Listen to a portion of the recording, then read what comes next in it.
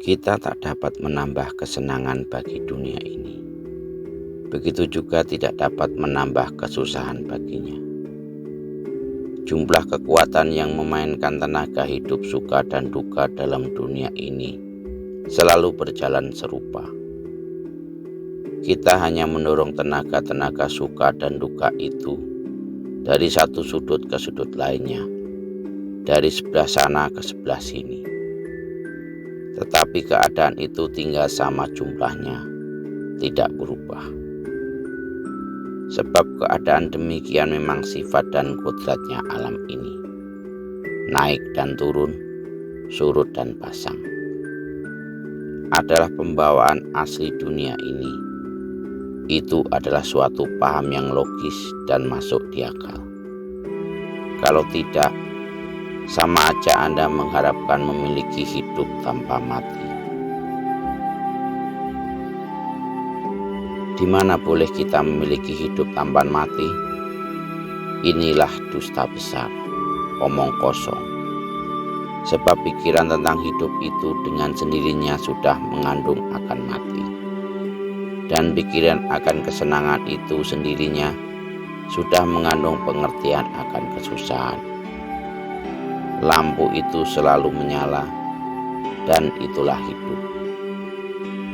Jikalau saudara ingin hidup, saudara harus bersedia mati setiap saat. Mati dan hidup hanyalah pernyataan yang berlainan dari barang yang sama, yang dilihat dari sudut berlainan. Mati dan hidup hanyalah bentuk gelombang. Yang satu terlihat naik, yang lain terlihat cekung atau celong. Seorang melihat dari sudut jatuhnya gelombang dan ia merasa pesimis. Yang lain memandang dari sudut naiknya dan ia merasa berbesar hati. Bila seorang anak pergi ke sekolah dan ayah ibunya pergi bersama-sama menjaganya, segalanya tampak baik dan berkahlah anak itu.